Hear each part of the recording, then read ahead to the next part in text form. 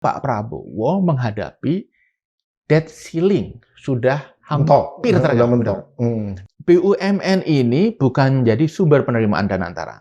Saya memproyeksikan ini justru menjadi beban.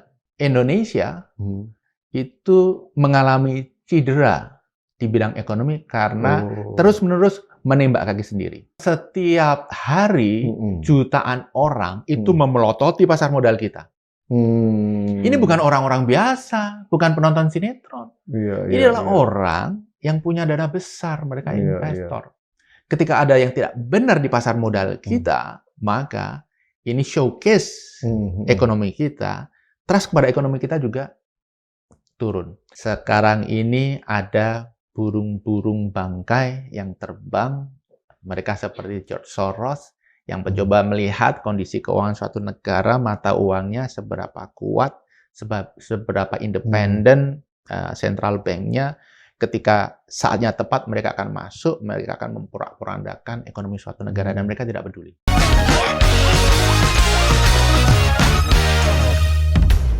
Bismillahirrahmanirrahim. Assalamualaikum warahmatullahi wabarakatuh. Luar biasa Sobat Forum, dimanapun Anda berada, kembali bersama saya Pompi Hidayatullah di acara kesayangan kita, PhD 4G Podcast, hanya di sini kritis, kreatif, konsisten, dan kocak. Tidak lupa di penghujung Ramadan ini juga kita mengucapkan selamat merayakan Hari Raya Idul Fitri. Mohon maaf lahir dan batin bagi semua yang merayakan. Kalau mudik, hati-hati ya. Dan lihat-lihat kanan kiri, jaga rumah juga, jangan ditinggalin, jangan tiba-tiba kosong, terus pulang jadi kosong semua. Nah, tapi sambil mudik juga bisa nonton PhD 4K kan. Nah, kita topiknya tetap masih tentang ekonomi pada dasarnya, Robin Hood ekonomi. Apakah Robin Hood ekonomi ini terjadi? Mengambil sources daripada orang-orang kaya yang kemudian dibagikan kepada orang-orang yang di bawah sana itu. Nah, bersama saya di studio sudah ada Paman Sam, di Uncle Sam, ya, Bapak Wijayanto Samiri, Samnya dari Samiri, luar biasa, selamat datang. Uncle Sam gimana aja? Makasih. Ya. Jadi bukan Amerika ya, tapi Uncle Sam, Uncle Sam. Ya, terima kasih Mas sudah ada di sini, luar biasa. Makasih, nih. suatu kehormatan. Pengamat ekonomi dari Universitas Paramadina dan pengalamannya sebagai investment bankers, melihat sebenarnya jangan dulu langsung masuk ke ekonomi, terlalu cepat kita. Siap. Kita mulai dari awalnya dulu. Ada survei yang mengatakan respon terhadap 100 hari. Padahal survei-survei yang beredar kan approval rate-nya 85% dan lain-lain. Nah, yang ini gimana tuh hasilnya? Ya, survei yang menggambarkan kepuasan publik itu kan yang disurvei orang-orang yang tidak well informed, common people. Jadi mereka tidak tahu substansi yang sesungguhnya. Tapi survei yang dilakukan oleh UI LPM itu educated terhadap 42 ekonom. Oh, ini bukan educated, expert dong. Iya. Ya kan? Dan sayangnya hasil surveinya membuat kita makin khawatir, miris tentang situasi ekonomi kita. Ada 19 pertanyaan, dan dari 19 pertanyaan itu semuanya mengindikasikan, pertama, situasi kita tidak baik-baik saja. Yang kedua, trennya menuju ke yang makin mengkhawatirkan. Krisis dong. Kita berbicara nanti tentang krisis ya, tetapi makin mengkhawatirkan. Nah, ada dua variabel yang sebenarnya good news. Misalnya, inflasi itu bukan merupakan satu tantangan, tapi itu pun sebenarnya kan karena deflasi. Karena demand yang rendah. Jadi 19 variabel yang ditanyakan kepada 42 ekonom, itu jawabannya membuat kita makin khawatir. Bisa diperdetail, dirincikan gitu kira-kira kekhawatiran itu kalau dalam konteks indeks-indeksnya itu seperti apa? Misalnya dari tadi kan 19 pertanyaan kan, nah, dari 19 pertanyaan mana yang kira-kira paling esensial yang masih bisa diingat? Ada beberapa klaster ya. Ini saya mengapresiasi LPEM UI. Karena dalam situasi yang sangat timely dan pemerintah butuh mengeluarkan survei yang menurut saya ini harus jadi pegangan pemerintah. Saya bukan orang UI, tapi saya mengapresiasi sekali dan ini harus jadi pegangan pemerintah karena sangat kredibel. Ada beberapa klaster yang menjadi bagian dari survei. Yang pertama tentang ekonomi, yang kedua tentang sosial, yang ketiga tentang institusi termasuk politik dan korupsi. Kemudian yang terakhir tentang 100 hari pemerintahan Prabowo Gibran capaian. Dan kalau kita summary dari survei itu ada 3 poin utama. Yang pertama ada ketidakyakinan bahwa kebijakan pemerintah saat ini akan membawa kebaikan. Yang kedua, ada ketidakyakinan bahwa pemerintah saat ini mendorong ide-ide inklusivitas. Maafkan kalau survei itu ada persentase ya. Kalau ketidakyakinan itu skornya kira-kira berapa ya?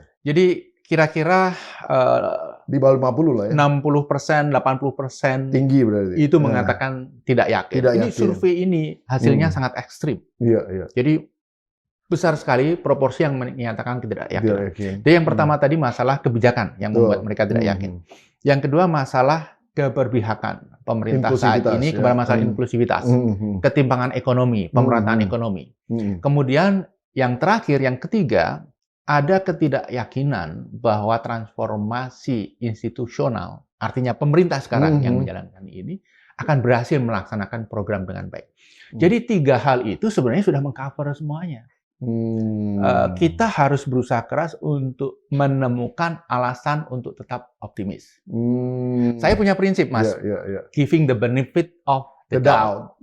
Jadi yakin, mensupport, memberikan masukan, mengkritisi objektif, sampai ada tanda-tanda bahwa ini tidak bisa berjalan sesuai dengan harapan. Nah, survei ini mengindikasikan tanda-tanda itu mulai menguat.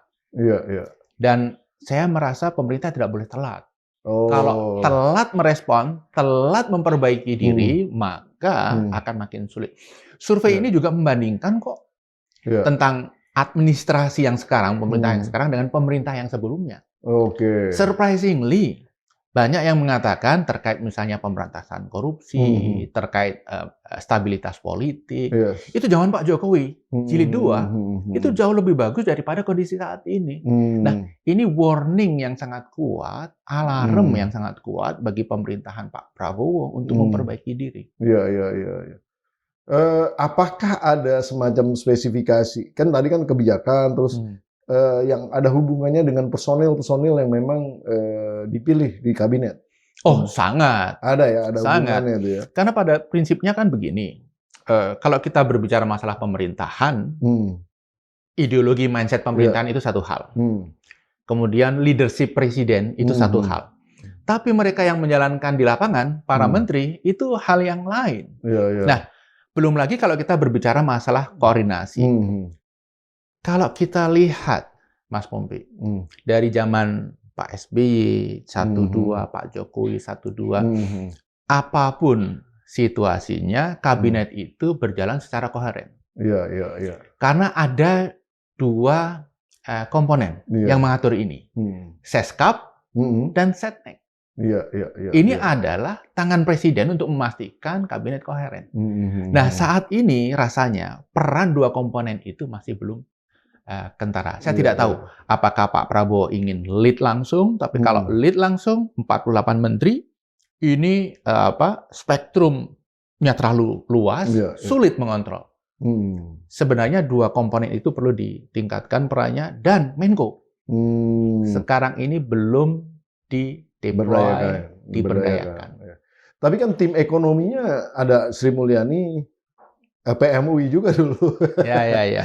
Harusnya confidence, ya saya maksudnya kalau dikorelasikan secara klik-klikan nih, harusnya confidence-nya hasil UI itu ke ada Sri Mulyani di situ, oke dong. Tapi jadi kan begini. Justru ini terbalik ya malah ya. Jadi begini, tim ekonomi kita memang punya banyak kelemahan. Tetapi apapun itu, ketika kemarin ada rumor Sri Mulyani dan Erlangga akan mundur, market panik. Karena apapun itu harus diakui, mereka... Tapi mereka bertahan pun masih panik.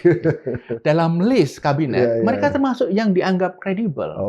Bisa dibayangkan list yang lain itu, begitu.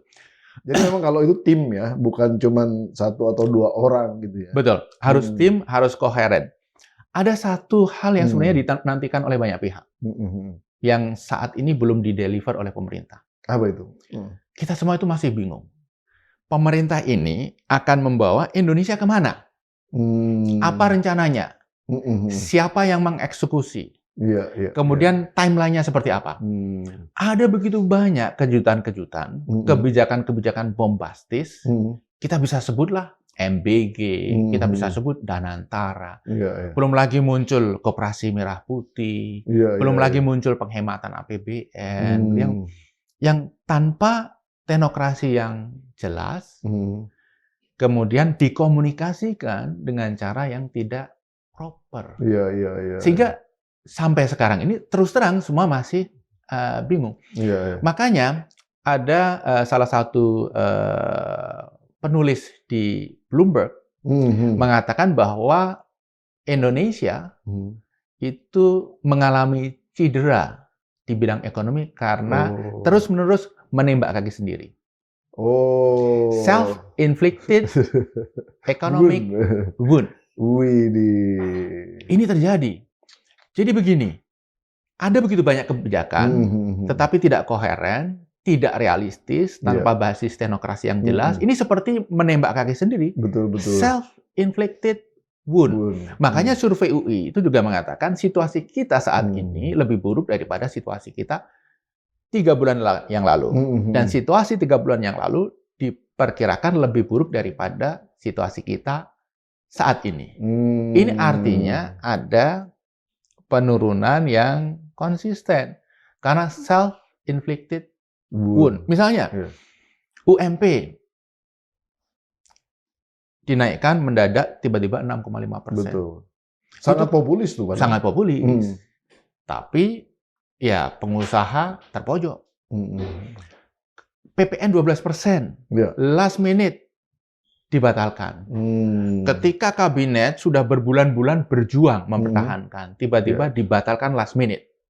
Dan ada selebrasi setelah pembatalan. Ini kan membuat banyak yang terluka. Belum lagi terkait pasar modal kemarin, statement-statement ketika pasar modal anjlok, justru ada humor-humor yang bagi banyak kalangan ini dengar seperti horor. Bagi pelaku pasar modal ini sangat menyakitkan. Nah, hal-hal yang nggak perlu ini, self-inflicted wound itu berjalan terus. Mungkin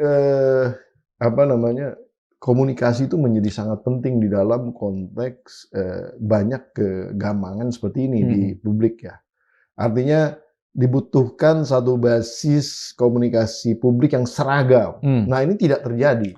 Karena kan bagaimanapun juga namanya kebijakan itu harus mendapat dukungan publik. Nah, kalaupun berat tapi komunikasinya bagus, dapat dukungan, itu bisa aja terjadi sebenarnya. Bisa saja. Namun ini sekarang udah kebijakannya masih, ya kebijakannya memang kepepet juga, karena fiskal terbatas, makanya terjadi efisiensi dan lain-lain. Tapi juga upaya-upaya nyari uang lewat Danantara, tambahan gitu kan.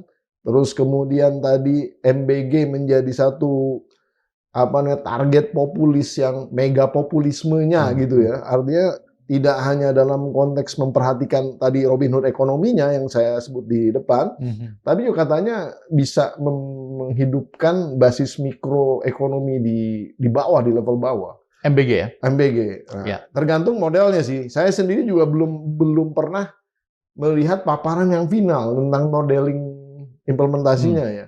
Nah ini karena tadi saya pikir karena komunikasinya. Padahal kan ada PCO. Jadi gini Mas Pumpi. PCO kan PCO kan? Iya. Yang katanya suruh masak aja kemarin. Ya itu salah satu bukti ya komunikasi yang tidak buruk. Saya bukan orang komunikasi, tapi saya melihat komunikasi itu ada 2 komponen. Yang pertama strategi komunikasi. Iya. Yang kedua adalah substansi komunikasi. Betul. Strategi komunikasinya jago kalau dia tidak tahu substansinya. Karena memang tidak dikasih akses. Substansinya belum didistribusikan kepada apakah PCO atau menteri. Ya, seberapa bagus orang mampu berkomunikasi, dia akan kelihatan limbung di depan media, akan tidak efektif. Nah, nebak-nebak. Ya, menteri pun Kalau kita lihat menteri-menteri kan juga pada ketakutan menyampaikan programnya. Karena seolah-olah belum ada stempel dari yang di atas gitu ya. Sehingga 48 kementerian sangat jarang yang mereka itu berbicara di media, bekerja, fokus kepada apa yang menjadi tanggung jawabnya. Karena sepertinya belum ada green light bahwa ini dikomunikasikan. Ada kecenderungan juga Pak Prabowo itu menikmati orasi. Semoga saya salah ya, dan semoga ini bisa diluruskan dalam prakteknya nanti. Pak Prabowo itu menikmati orasi dan dia akan menjadi jubir bagi dirinya sendiri. Ya bagi pemerintahan lah pada umumnya. Bagi pemerintah. Ini bagus, tetapi sangat berisiko. Karena ketika presiden salah, tidak bisa diralat. Misalnya yang paling kentara, penghematan 306 triliun APBN. Tiba-tiba muncul penghematan 750 triliun. 300 dari Babun, PABUN, kemudian 200 dari dividen BUMN, kemudian 250 dari APBN. Nah, ketika orang mempertanyakan dasarnya dari mana, tidak ada yang bisa menjelaskan karena tidak ada teknokrasinya. Yang tergerus kredibilitasnya siapa? Bapak Presiden. Angkanya kira-kira dari mana tuh? Kita nggak bisa lihat dari secara ekonomi. Saya mencoba menganalisis dan ini tidak masuk akal. Tidak masuk akal. Yang PABUN saya tidak tahu datanya ya. Tapi memang itu memang nggak transparan juga kan situ kan, iya kan? Nah, tapi yang terkait dengan penghematan APBN 250 kan kita juga sudah lihat dampak bagi ekonomi. Pada saat ekonomi sedang melambat seperti ini, kan APBN harus ekspansi. Ini justru dihemat. Yang paling kasat mata adalah dividen BUMN 200 triliun. Begini, Mas Pompi. Setinggi-tingginya BUMN itu dividennya 85 triliun itu tahun lalu. Tahun ini pasti lebih sulit, pasti lebih rendah dari itu. Dan kita tidak boleh lupa, BUMN itu membagi dividen kepada pemerintah, satu kantong kiri, kantong kanan pemerintah memberikan PMN. Penambahan modal nasional. Gitu. Dan subsidi juga kan, ada subsidi juga. Ya, sebenarnya yang harus kita hitung adalah net dividen. Dividen dikurangi PMN. Nah, saya lihat data 5 tahun terakhir. Iya. Net PMN kita selama 5 tahun terakhir itu hanya 17 triliun. Netnya? Iya. Terus 300 itu dari mana? Makanya, dibagi 5, artinya setahun hanya 2,5 triliun. Itu net. Itu 5 tahun tuh 5 tahun ya, bukan setahun ya, 5 tahun ya. Kalau kita lihat data 17 triliun dibagi 5 berarti, cuma 20 tahun yang lalu, itu angkanya netnya sekitar 170 triliun. Artinya per tahun rata-rata 8,5 triliun. Jadi ketika Danantara seolah akan mendapatkan grojokan 200 kan, 300 karena yang 100 ditahan. 200 triliun, kita jangan lupa bahwa setelah BUMN itu di bawah Danantara, tidak ada lagi yang namanya PMN. PMN itu dari Danantara sendiri, yang belum tentu ada dananya. Iya. Mas Pompi. Iya, benar ini benar. Justru BUMN ini bukan jadi sumber penerimaan Danantara. Saya memproyeksikan ini justru menjadi beban. Kenapa bisa begitu? Tambah terus. Karena net dividen tadi ternyata kecil. Tapi kita juga harus lihat, ada begitu banyak BUMN yang berada di ICU. Karya-karya itu. Iya. Farmasi. Properti. Ya, in the brink of the collapse. Ya, Garuda. Ini dalam waktu dekat, setahun, 2 tahun, 3 tahun, untuk restrukturisasi, itu perlu 100 triliun lebih. Hitungan kasar saya. Untuk restrukturisasi? Dananya dari mana? Masa iya kemudian PMN menggantungkan, lagi. PMN kan sudah nggak mungkin. Nggak boleh lagi ya. Menggantungkan pada bank-bank BUMN. Makin kolaps mereka. Iya. Dan ini makin membuat distrust kepada Danantara membesar.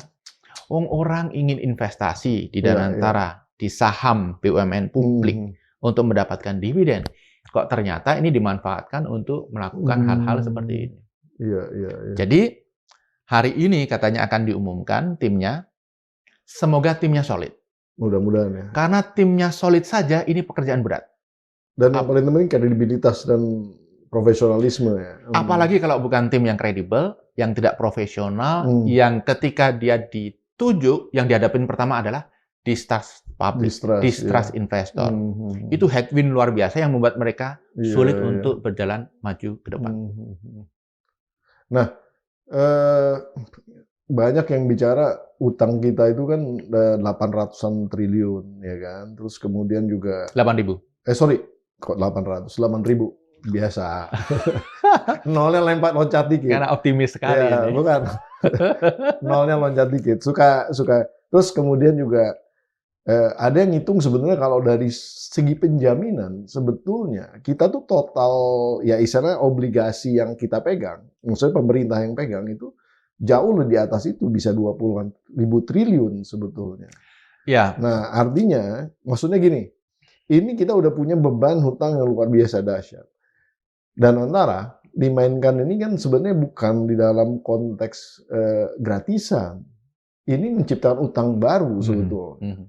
Kalau kita ngejar 14.000 triliun dari sini, tambah 20 ya 34.000. Iya. Saya nggak tahu nih dari kasat mata seseorang yang bukan ekonom, menurut Mas gimana? Jadi begini, hutang kita memang sekarang ini sudah 9.000 triliun. Sudah 9.000 triliun. Yang makin bermasalah dari hutang kita adalah karena kita itu terjebak dalam hutang, masuk debt trap. Yang kita tidak bisa tidak berhutang untuk tetap survive. Jadi hutang ini akan terus harus gali lubang tutup lubang ya, meningkat. Dan ada ceilingnya di mana investor tidak mau lagi memberikan pinjaman kepada Indonesia. Ketika hutang ini sudah betul-betul tinggi, ketika debt service ratio-nya sudah menggunung. Sekarang ini rasio antara uang yang kita keluarkan untuk membayar pokok dan bunga dibanding penerimaan negara itu sudah hampir 50%. Iya. Mas tahu kan di korporasi 30% aja sudah mengerikan. Iyalah. Nah, ini yang menurut saya harus hati-hati. Pemerintah tidak boleh begitu gampang mengandalkan hutang sebagai penerimaan. Nah, lalu bagaimana dengan dana antara? Impact langsung dana antara apa sih? Pemerintah tidak terima dividen. Iya. Itu secara fiskal sudah turun. Walaupun kewajiban PMN-nya juga jadi tidak. Dividen tahunan hilang. Tapi kan dia narik di depan kan. Iya. Tetap dapat duitnya sebetulnya kan.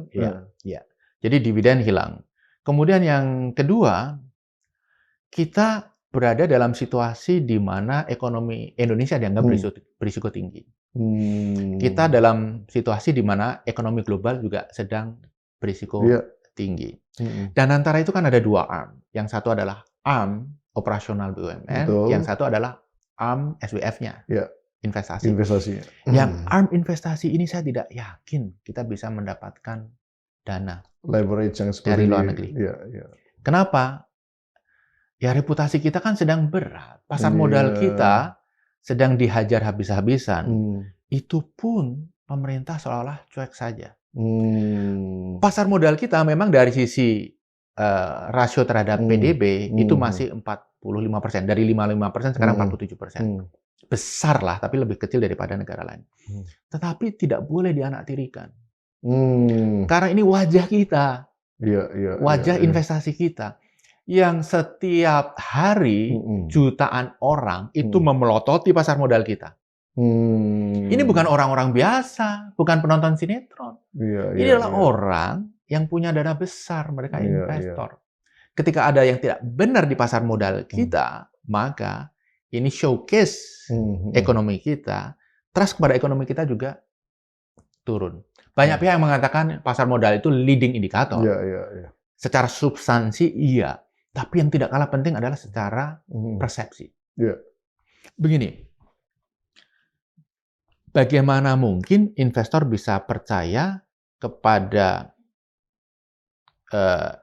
iklim investasi di Indonesia ketika pasar modal sesuatu yang dianggap paling sophisticated, di mana GCG diterapkan dengan sebaik-baiknya, orang bisa dengan gampang melakukan goreng-gorengan saham, sehingga harga saham melejit, sehingga PE rasionya itu sempat 800 lebih. Iya, iya. Artinya kalau semua keuntungan dibagikan dalam bentuk dividen dan kita pemegang saham, perlu 800 tahun supaya modal kita membeli saham itu kembali dari dividen. Nah, ini kan sebagai sesuatu yang luar biasa. Tesla aja hanya 120, itu sudah dianggap sangat tinggi di Amerika. Apple hanya 34. Jadi hal-hal seperti ini seharusnya menjadi concern. Otoritas jasa keuangan harusnya melihat ketika ada fenomena yang keluar dari koridor kisi pasar modal, harus di-approach, ditegur, diundang, diingatkan. Rasanya fungsi ini tidak berjalan. Tadi menarik ada kata-kata risiko tinggi. High risk, high return. If you take the opportunity, you'll get the high return juga kemungkinan. Karena kalau kita membuat, ini maksudnya saya menjadi devil's advocate dulu ya. Artinya kalau misalnya kita business as usual, kita follow gali lubang tutup lubang, bisa aja kan sebetulnya kan. Memaintain fiskal seperti biasa, tidak harus ada efisiensi dan antara nanti aja belakangan, MBG belakangan gitu kan. Nah, fokusnya adalah memulihkan dulu basis cash flow lah ya. Nah, tapi itu business as usual. Kita nggak ngambil resiko apapun. Nah, kita katakanlah ngambil resiko yang lebih tinggi dengan harapan ada high return. My question is, apakah ada high return di belakang high risk itu? Itu sebenarnya. Ya, kalau kita berbicara fiskal dulu ya, karena tadi gali lubang tutup lubang. Ini nggak masalah kalau hutang itu digunakan untuk sesuatu yang produktif. Keluarga kita berhutang nggak masalah kalau itu untuk pendidikan anak. Kalau itu untuk membangun rumah sehingga keluarga bisa tinggal nyaman, anak bisa belajar, kemudian lebih prosperous. Tapi kalau hutang itu untuk sesuatu yang tidak produktif, ini kan bermasalah. Jalan-jalan. Karena tidak meningkatkan kapasitas kita untuk earning money. Jadi kalau berhutang untuk training, berhutang untuk sekolah masih oke.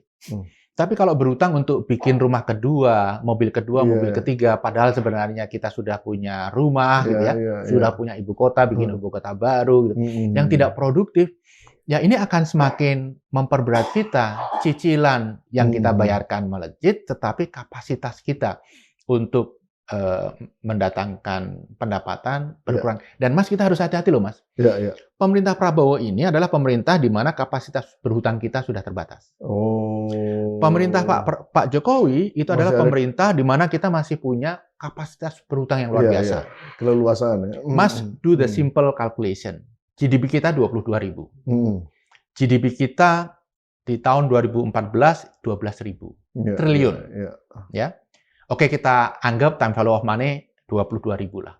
Jadi 22.000 selama 10 tahun. Artinya 220.000 triliun. Itu output ekonomi kita selama 10 tahun.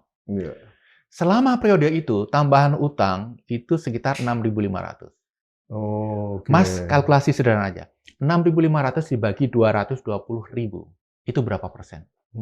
Dan Mas akan tahu, oh ternyata pertumbuhan ekonomi kita yang setiap tahun sekitar 5, sekian persen selama 10 tahun terakhir, itu 2,5%-nya itu kontribusi dari hutang. Jadi kita seperti keluarga setengahnya tuh ya, yang banyak belanja, banyak mengkonsum. Ini kan konsum belanja ini kan GDP kalau di negara. Tapi sumbernya bukan penghasilan sendiri. Sumbernya hutang. Nah, sekarang Pak Prabowo menghadapi debt ceiling sudah hampir tercapai. Artinya apa? Harus mandiri. Bisa tumbuh 5% aja, alhamdulillah. Nah, ketika kita berbicara tumbuh 8%, tentunya ini sesuatu yang berat dan perlu miracle. OECD, Mas, forecast awalnya tahun ini kita tumbuh 5,2%. Baru saja merevisi 4,9%. Oh, turun ya? Turun. Nah, kalau tahun ini 4,9%, tahun depan mungkin 4,95 atau 5%. Apakah kita masih yakin 2029 kita akan tumbuh 8%? Nah, ini hal-hal yang harus dipertimbangkan pemerintah, Mas. Ada banyak narasi pemerintah yang dalam hitungan 1 tahun itu akan teruji. Terwujud atau tidak. Kalau tidak, maka kasihan Pak Prabowo. Dia akan memimpin sisa periode kepemimpinannya 4 tahun dalam kondisi distrust yang tinggi. Misalnya, MBG Desember ini akan men-serve 83 juta. Sementara sekarang baru men-serve 2 juta. Kalau tidak terwujud, kredibilitas. Kemudian terkait dengan Danantara, apa yang dijanjikan, impact kepada proyek strategik nasional. Kemudian pemerintah akan setor setiap tahun 340 triliun. Kalau tidak terwujud, pertumbuhan ekonomi. Kalau tahun ini ternyata di bawah 5, tahun depan di bawah 5, mayoritas kita tidak akan percaya lagi dengan angka 8% itu. Sehingga ini hal-hal yang perlu diantisipasi. Yang lain, tax ratio. Yang katanya 23% di tahun 2029. Tapi sebenarnya itu revenue ratio. Kalau tax ratio-nya 18,5%. Sementara RPJMN sendiri tax ratio itu 11,5 sampai 15%.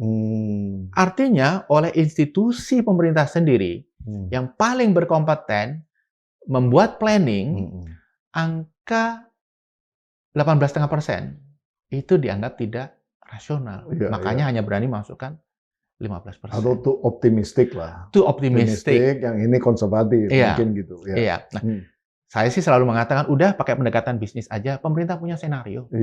Senario optimis, senario moderat, senario pesimis. Jadi tidak terkesan melempar narasi besar yang tidak terwujud. Tapi ya kita punya senario-senario yang semua harus bersiap. Dengan senario apa yang akan terwujud. Kita semua berharap senario terbaik. Apa itu 8%. Tapi kalau yang terwujud 7% atau bahkan hanya 6% di tahun 2029, semua sudah bersiap diri. Ya memang ada senario itu. Tapi bukannya pemerintah tugasnya justru memberikan hope kan? Kalau dia buat beberapa skenario seolah-olah dia kayak lepas tangan juga. Makanya kan kalau Kementerian Keuangan terutama pasti dia selalu ngasih hope gitu supaya ngedrive orang berpersepsi seperti dia. Terlepas komentar orang apa, dia harus stick di situ. Bukan begitu, Mas? Yang saya lihat, mereka tidak bohong, tapi menyatakan separuh kebenaran. Kalau menyampaikan 100% kebenaran, memang akan membuat optimisme surut. Tapi menyampaikan 50% kebenaran, diharapkan semua confidence bangkit. Misalnya, ketika semua orang berbicara hutang, selalu yang kita katakan adalah debt to GDP ratio. Masih di bawah 60%. Di bawah 60% ini UU. Pertama, 60% itu diambil dari mana? Nggak ada teknokrasinya. Kalau kita runut sejarahnya, ini diambil dari EU. Euro Convergence Criteria. EU harus semua negara mencanangkan debt to GDP ratio maksimal 60% supaya mereka bisa konvergen ekonominya sehingga mata uang tunggal memungkinkan. Tapi kan di EU itu tax ratio itu rata-rata 35%, 40%, bahkan ada yang 50%. Kita tax ratio hanya 10,22% yang terakhir. Bahkan tahun ini mungkin bisa 9, PPH turun, PPN juga karena deflasi turun. Jadi... Betul, Mas. Nah, ini pembayar pajak yang taat nih, jadi tahu lapor terus. Walaupun lapornya tipis-tipis terus, kalau penghasilannya tipis. Yang penting angkanya bukan tebalnya laporan. Jadi itu yang membuat seharusnya angka ini tidak bisa dibandingkan. Teman-teman di BI, di Kemenku tahu, kita tuh nggak bisa pakai debt to GDP ratio. Kenapa? Karena tax ratio kita buruk. Kita hanya 10%, di EU 40%. Kalau kita mau fair-fairan, ya berarti harusnya 60% dibagi 4. 15%. Nah, instead of itu seharusnya yang paling relevan adalah debt service ratio. Tetapi walaupun teman-teman di pemerintahan tahu, tidak pernah mengungkapkan ini. Nah, tadi Mas menyebutkan memberikan mimpi optimisme. Tapi begini, kalau kita menjanjikan sesuatu, kemudian yang kita janjikan itu tidak sesuai, kredibel, publik tidak yakin. Akhirnya apa yang kita sampaikan, apa yang kita sampaikan, misalnya ke anak kita janjikan, nak, nanti kalau juara kelas kita jalan-jalan ke Singapura. Ya, anak melihat keuangan kita, ya mereka masih yakin gitu. Kemudian kalau kita mengatakan kita jalan-jalan ke Swiss 1 bulan gitu, anak kita, Bapak ini nggak punya uang, janjinya luar biasa besar, nggak percaya dia. Iya. Nggak akan ada dampak insentif untuk belajar keras. Karena yang disampaikan oleh kita sebagai orang tua itu tidak kredibel. Sama juga presiden, wakil presiden itu adalah orang tua kita sebagai bangsa. Jadi yang dijanjikan harusnya Wapresnya masih muda tapi. kredibel ya. Mungkin om ya bukan orang tua kita. Ya, tapi kembali ke pertanyaan saya tadi. Katakanlah nih high risk, kan Pak Prabowo yang saya kenal itu orang memang sangat suka mengambil risiko. Nah, jadi risk taker lah ya. Dan ini high risk taker sekali gitu. Nah, kalau misalnya kemudian di belakang daripada pengambilan risiko yang tinggi ini ada keberhasilan dan kemudian keberhasilan gede sekali, apakah ada kira-kira di belakangnya? Jadi begini, mungkin itu ya. Beliau risk taker, ya militer, tentara, turun ke medan perang, Kopassus, itu pasti risk taker. Pasti suka mengambil keputusan cepat, gitu ya. Dan ini kelihatan dari apa yang beliau lakukan. Tapi kita juga harus lihat yang namanya risk appetite. Betul. Risk appetite rakyat, risk appetite investor, itu ada batasnya. Iya. Ketika diajak untuk mengambil risiko terlalu tinggi, mereka give up. Investor, ketika kita menjalankan kebijakan fiskal yang berisiko, banyak hutang menggunung, tapi kita menjanjikan ada proyek-proyek strategik nasional yang nanti akan menghasilkan return, devisa segala macam. Ketika ini di luar risk appetite mereka just walk away. Bagus nih jawabannya. Ya. Hanya menghindar, pergi dan tidak kembali. Kalau itu terjadi, berat bagi kita. Iya. Jadi ada divergensi ya antara trust public dengan keinginan pemerintah. Betul. Karena begini loh Mas, saya ini kan masih berkomunikasi dengan, saya dulu di hedge fund, masih berkomunikasi dengan teman-teman di hedge fund, Farallon Capital. Farallon ya. Masih berinteraksi dengan teman-teman di hedge fund yang sekarang nyebar kemana-mana. Kita ini sebenarnya beruntung. Pemerintah kita ini benar-benar didengar. Baru kali ini teman-teman investor, itu kalau tanya tentang Indonesia itu detail. Misalnya, itu Pak Prabowo akan menghemat 750 triliun, hitung-hitungannya bagaimana? Oh, langsung ya? Detail. Gitu. Itu makan bergizi gratis, 83 juta siswa, itu strateginya, mekanismenya seperti apa? Governance-nya seperti bukan pertanyaan yang umum. MBG, bagaimana pendapatmu? Oke. Penghematan anggaran, apa yang terjadi? Enggak, detail. Artinya mereka mendengar, menyimak. Kalau yang kita sampaikan, hal-hal bagus, ini positif. Problemnya adalah ketika kita disimak, dicatat, didengarkan, dipedulikan. Tapi yang kita sampaikan adalah hal-hal yang tidak, apa ya kata yang pas? Yang tidak enak didengar lah ya. Yang tidak realistis. Yang tidak realistis. Ini justru akan mencederai trust. Luar biasa ini. Mungkin ada beberapa patah kata yang ingin disampaikan kepada audiensnya PhD4G, silakan Mas. Oh ya, saya selalu berposisi giving the benefit of the doubt. Semoga para audiens juga mempunyai posisi yang sama, gitu ya. Jadi kita mensupport, kita mendukung, kita memberikan kritik yang tajam, tetapi ya ada batasnya. Ketika sesuatu itu sudah mencapai limit, ya kita akan mencoba menghentikan dengan kritik yang lebih tajam, dengan gerakan dan lain sebagainya. Dan mungkin pesan kepada pemerintah. Saat ini situasi kita masih jauh dari krisis 98, masih jauh. Situasi ekonomi, situasi politik, kita masih jauh lebih aman. Tetapi jangan salah ya, perubahan itu bisa terjadi sangat drastis dan cepat jika tidak dikelola dengan baik. Jangan salah, yang membuat kita berantakan 98 adalah krisis keuangan. Sekarang ini ada burung-burung bangkai yang terbang, mereka seperti George Soros yang mencoba melihat kondisi keuangan suatu negara, mata uangnya seberapa kuat, seberapa independen central bank-nya. Ketika saatnya tepat mereka akan masuk, mereka akan memporak-porandakan ekonomi suatu negara dan mereka tidak peduli karena mereka tidak punya hati. Jadi kita harus hati-hati apapun yang kita lakukan, apakah itu fiskal, apalagi moneter, semua harus dengan kalkulasi yang benar. Itu pesan saya untuk pemerintah, semoga didengarkan. Luar biasa. Terima kasih sudah bergabung bersama PhD 4K.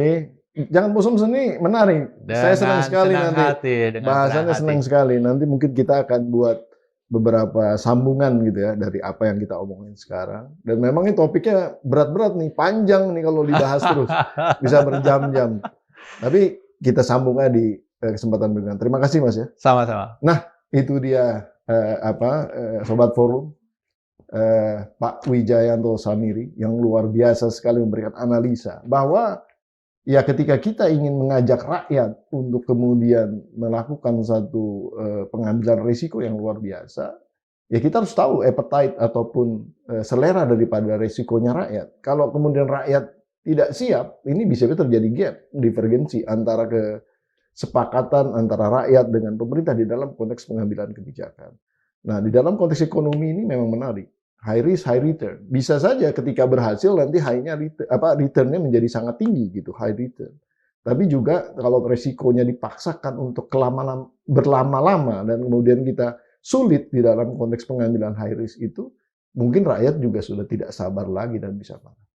Nah itu mungkin pesan yang dapat diambil daripada diskusi pada hari ini dan mudah-mudahan ini bisa bermanfaat bagi kita semua. Saya Bumi Hidayatullah undur diri. Terus nonton PhD 4K podcast hanya di sini, kritis, kreatif, konsisten, dan kocak. Ada kocak-kocaknya dikit lah tadi, ya kan? Nah, dan sekali lagi saya ucapkan selamat merayakan Hari Raya Idul Fitri. Mohon maaf lahir dan batin. Mudah-mudahan semuanya lancar di acara mudiknya, tidak ada permasalahan. Semuanya selamat sampai tujuan dan juga kembali dengan selamat. Wabillahi taufiq wal hidayah. Wassalamualaikum warahmatullahi wabarakatuh. Sampai nanti. Waalaikumsalam Luar biasa. Terima kasih.